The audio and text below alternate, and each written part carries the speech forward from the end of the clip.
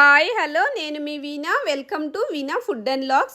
ఈరోజు మీ అందరి కోసం ఒక మంచి స్నాక్స్ రెసిపీతో వచ్చేసానండి. పితికిపప్పు మిక్చరు చాలా బాగుంటుందండి. పితికిపప్పు మిక్చరు అనపకాయలను తీసేసుకొని వాటర్లో గింజల్ని నానబెట్టేసుకోవాలండి. 2 hours నానబెట్టుకుని ఇలా పితికిపప్పుని పితికి రెడీ చేసి తీసేసుకోవాలండి. ఇప్పుడు ఈ తేమ ఉంటుంది కదా, మనము ఒక క్లాత్ పైన పల్చగా వేసేసుకుని ఆరబెట్టుకోవాలండి. ఒక 5 to 10 minutes ఆరితే సరిపోతుంది. ఎక్కువగా ఎండలో అయితే పెట్టకండి, నీటిలోనే పెట్టేసుకోండి. ఒక 10 minutes పెట్టేయమంటే వాటర్ అంతా డ్రై అయిపోతుంది.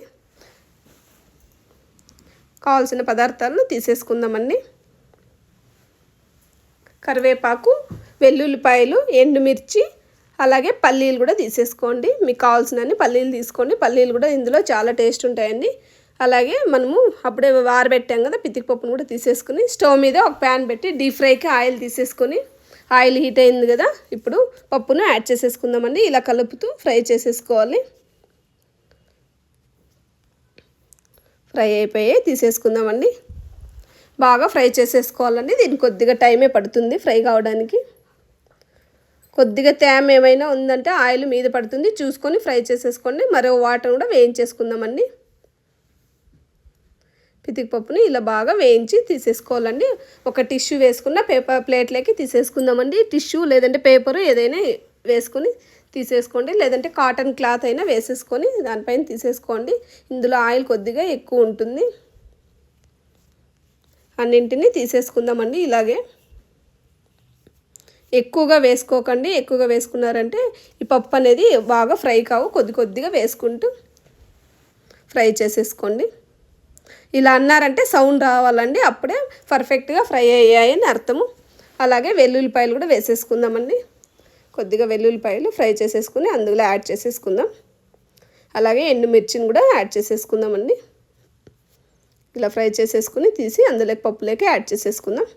కొద్దిగా కరివేపాకు అండి, ఆయిల్లోకి ఇలా పెడుతూ తీస్తూ ఉండాలండి కరివేపాకు, లేదంటే మీద పడుతుంది చిట్లి. అలాగే పల్లీలు కూడా వేయించేసుకుందాం. పల్లీలు చూసుకొని తీసేసుకోండి ఫ్రై అయిన తర్వాత. ఫ్రై అయిపోయి కొద్దిగా తొందరగానే తీసేసేయండి, ఆరితే ఎక్కువ మాడిపోతాయండి. కొద్దిగా ఎక్కువ వేయించారంటే పల్లీలు తొందరగా మాడిపోతాయి. తీసేసుకుందాం. సరిపోయింది చూడండి. మీరు ఇందులో కావాలంటే అటుకులు కూడా వేసుకోవచ్చండి, బాగుంటుంది. అన్నింటినీ ఇలా తీసేసుకొని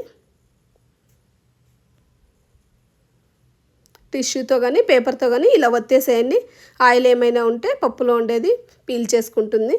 చూడండి ఎంత ఆయిల్ అనేది వచ్చిందో. ఇప్పుడు ఒక బౌల్లోకి తీసేసుకుందామండి. అన్నిటినీ తీసేసుకుందాం. పితికిపప్పు చాలా బాగుంటాయండి. ఇలా ఆయిల్లో వేయించుకున్నామంటే చాలా టేస్టీగా ఉంటాయి. మీరు కూడా ఒకసారి ఇలాగే ట్రై చేయండి. కలిపేసుకుని ఇప్పుడు మసాలాస్ని వేసుకున్నామండి. ఎక్కువ మసాలాస్ ఏమి పట్టమండి. కొద్దిగా కారం వేసుకున్నాం. 1/2 tablespoon కారం వేసుకుంటున్నాను. అలాగే రుచికి తగ్గట్టు సాల్ట్ యాడ్ చేసుకోండి. సాల్ట్ కూడా ఎక్కువగా వేసుకోకండి.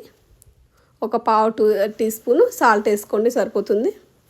అలాగే కొద్దిగా చాట్ మసాలా యాడ్ చేస్తున్నానండి. మీ దగ్గర చాట్ మసాలా ఉన్నట్లయితే యాడ్ చేసుకోండి, లేకపోయినా పర్వాలేదండి. ఉప్పు కారం వేసుకుంటే సరిపోతుంది. అన్నిటినీ బాగా కలిపేసుకుందామండి. పితికిపప్పుతోనే నేను కూర కూడా చేశానండి. డిస్క్రిప్షన్లో లింక్ అనేది ఇస్తాను, మీకు కావాలంటే ట్రై చేయండి. పితికిపప్పుతో ఇంకా రైస్ ఐటమ్స్ కూడా చేయొచ్చండి. తొందరలో చేసి పెడతాను. రాయలసీమలో పితికిపప్పు ఎక్కువగా యూస్ చేస్తామండి మేము. పితికిపప్పుతో చాలా మంచి రెసిపీస్ కూడా చేసేసుకోవచ్చు. ఇదైతే మీరు తప్పకుండా ఒకసారి ట్రై చేయండి. Thank you for watching.